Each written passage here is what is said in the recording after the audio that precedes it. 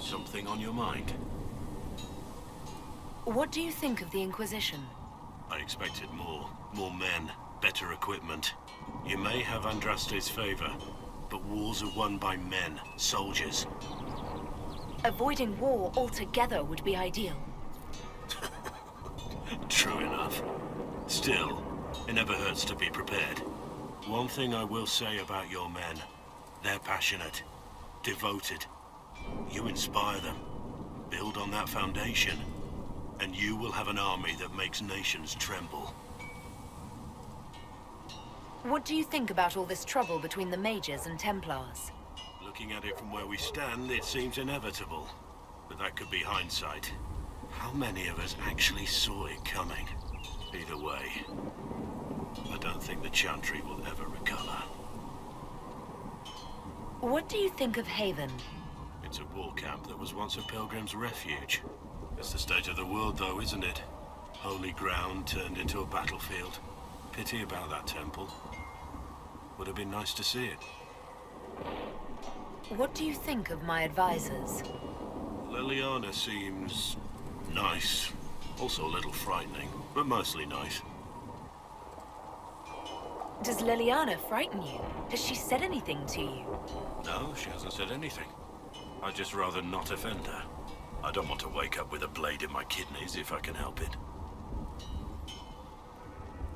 You must have some feelings about our friends. I fear for Cassandra sometimes. The way she throws herself into battle. I've never known a warrior like her. What do you think of the Inquisition's cause? Restoring order is a goal I support wholeheartedly. But that's not the end of it, is it? Not by a half. The Lady Seeker believes we are restoring the Chantry. Others say it needs reform. I don't know where you stand on the matter, and I'll admit I haven't made up my mind either. We should return to our duties. As you wish. You are, after all, in charge.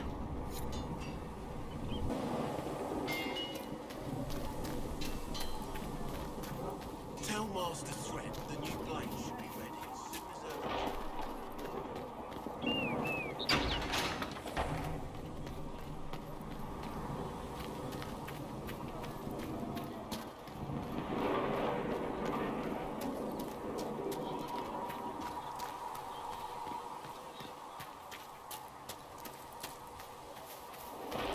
Have you seen Enchanter Vivienne?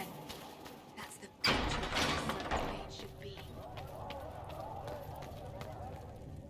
I met an elven mage earlier. Solus, I believe he was called. I admit I was surprised. I didn't expect to find mages among the Inquisition. Tell me, why were you at the Divine Conclave? The war benefits no one. It must end, and order must be restored. If only the rebels saw things so clearly. Justinia's death has shattered the balance of power in Thedas. If it is not restored quickly, countless lives will be lost. Mages, Templars, innocent people of all kinds now look to the Inquisition to decide their fate. I'll try not to let them down. Failure is a luxury we cannot afford, my dear. For almost 1,000 years, the world believed it was in the hands of the Maker. And now many believe you are the agent of his will. Whatever the truth is, that belief gives you power. Nobody should claim to know the will of the Maker. Not me, and not the Chantry. Perhaps nobody should. But if no one leads the way, many will be left behind in darkness. I've stolen enough of your time, my dear. Don't let me keep you. Yes? I wanted to ask you about the Circle of Magi. Of course. What do you wish to know? If the Circle disbanded, how can you still belong to it? The Circle is an idea, my dear. And an idea cannot be dissolved. Many of the first enchanters voted for rebellion, caring little that anything short of a unanimous decision would pit mage against mage. Rather than dissolving it, Grand Enchanter Fiona's vote split the Circle in two. The rebels follow her, the loyalists follow me. If you led all the Loyalists, why are you only First Enchanter and not Grand Enchanter? Grand Enchanters are elected, and since there are no First Enchanters besides myself, no vote can be held. I could name myself Grand Enchanter, but the title holds no meaning now. When the circles are restored, that will change. What was it like to live in a circle? My dear, your question is the root of all problems with mages. I cannot tell you. Every circle was different. Their Templars were different, their politics unique. And every person within each tower had an experience of circle life unique to themselves. Some people suffered and some were content. Some were cruel, some compassionate, and some indifferent. The same is true of people everywhere, in all circumstances, whether they are mages or not. So tell me about your personal experience with the circle. I enjoyed life in the Montsimard Circle, my dear. It was an edifice devoted to knowledge and refinement. And mages need the company of other mages. No one else can truly understand the challenges we face, nor see the world as we do. You must have been under constant supervision, being forced by Templars to live in the tower. Was that hard to endure? My dear, I have a suite in the palace and a wing at my dear Duke Bastien's estate. I've never been forced to live anywhere. Most circles allowed mages to live away from the tower, either on their own or in service to the nobility. All that was required was permission from the First Enchanter. Some circles were harsher in their restrictions. Kirkwall was the worst, but it was the exception. Most were quite permissive. Perhaps too permissive, in retrospect. How did we come to this state with the circles in revolt? A failure of perspective that infected circle leadership. Mages lived solely in a world of Templars and mages. They could not even imagine what was beyond the tower walls. Kirkwall gave the world a reason to remember its fear of magic. A mage killed hundreds with a snap of their fingers.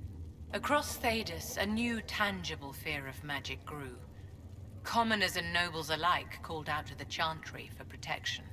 But the malcontents in the towers thought nothing of this. They cared only for themselves and for their anger at the new Templar restrictions. When a mage attempted to assassinate Divine Justinia, again, the mages protested the investigation. The leadership chose to vote on independence based on the intolerable conditions imposed by the Templars, sparing no thought to the fact that magic was more feared in the aftermath of these attacks than it had been since Tevinter's day. So long as they had their freedom, they could care little for riots, angry mobs, or about pitting mages against each other. Are you familiar with Grand Enchanter Fiona? We've met. Before her horrendously ill-timed and selfish vote for independence, I thought her adequate at her job. In her dotage, she could not handle looking after the well-being of so many people. We would have done better to replace her years ago, to let her spend time gardening. Did they have cause to rebel? In the aftermath of their terrorist attacks? Was that really the most opportune time to break away? By all means protest abuses by the Templars. Just don't do it in a way that says mages support wholesale murder. By voting when they did, my colleagues all but declared war upon the ordinary people of Thedas. A war in which we are outnumbered 100 to 1. I thought the fighting was only between mages and Templars. Why are mages fighting mages? The vote for independence was carried by only a small margin, but Fiona chose to let the motion stand. Those who opposed a rash declaration of war against the entire free world had little choice. By breaking from the Chantry when they did, the rebels declared themselves in support of mass murder. Anyone who did not wish to support terrorism and the slaughter of innocents was forced to take arms against the rebels. Yes? I wanted to ask you about the Circle of Magi. Of course. What do you wish to know? You must have an opinion of the Templars after living so long in the Circle. Having opinions about Templars, my dear, is exactly like having opinions about mages or Navarrans or men. I have known some who were impossible to endure and some who were utterly charming. I have suffered insults at the hands of those in the armor, but no more than I endured from nobles or tradesmen in Val Royaux. Personally, I have found the Templars a useful tool, skilled at keeping more unpleasant elements at bay. Yes? I'd like to know more about you, Madame Vivienne. Whatever would you like to know? Your accent's not Orlesian. Where exactly are you from? I am from the Circle, my dear.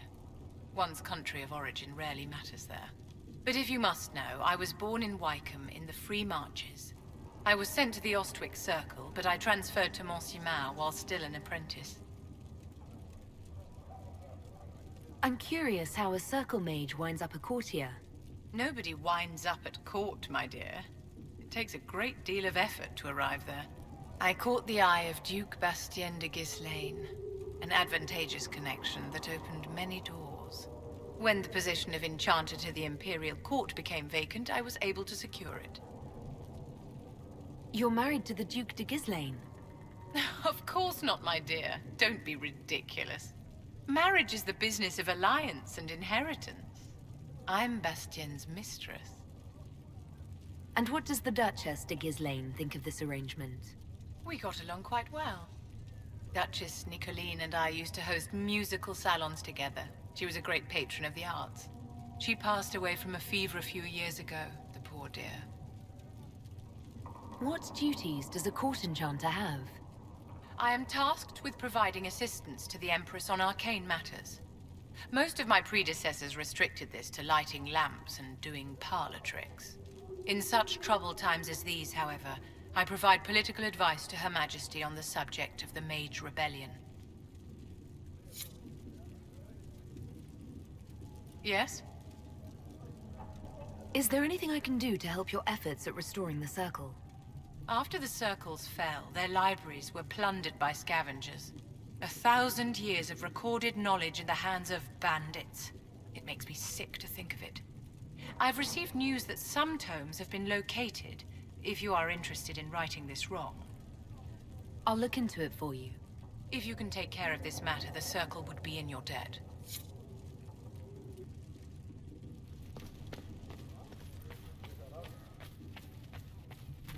Thank you for all that you are doing to her.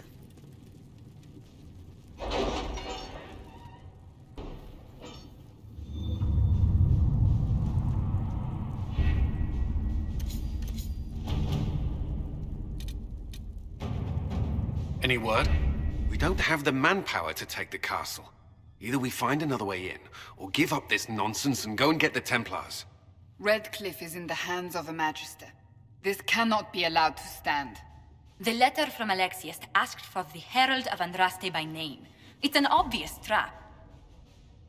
We can't waste time fighting among ourselves. We have to come to an agreement. A Tevinter Magister controls Redcliffe, invites us to the castle to talk, and some of us want to do nothing. Not this again. Redcliffe Castle is one of the most defensible fortresses in Ferelden. It has repelled thousands of assaults. If you go in there, you'll die. And we'll lose the only means we have of closing these rifts. I won't allow it. And if we don't even try to meet Alexius, we lose the mages, and leave a hostile foreign power on our doorstep. Even if we could assault the keep, it would be for naught. An Orlesian Inquisition's army marching into Ferelden would provoke a war. Our hands are tied.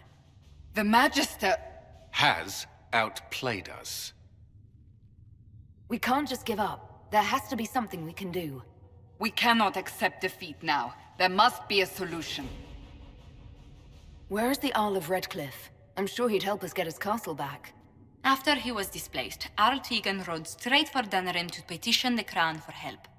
I doubt he'll want our assistance once the Ferelden army lays siege to his castle. Wait. There is a secret passage into the castle, an escape route for the family. It's too narrow for our troops, but we could send agents through. Too risky. Those agents will be discovered well before they reach the Magister. That's why we need a distraction. Perhaps the envoy Alexius wants so badly. Focus their attention on Trevelyan, while we take out the Tevinters. It's risky, but it could work. Fortunately, you'll have help. This man says he has information about the Magister and his methods, Commander. Your spies will never get past Alexius's magic without my help. So if you're going after him, I'm coming along. The plan puts you in the most danger. We can't in good conscience order you to do this. We can still go after the Templars if you'd rather not play the bait. It's up to you.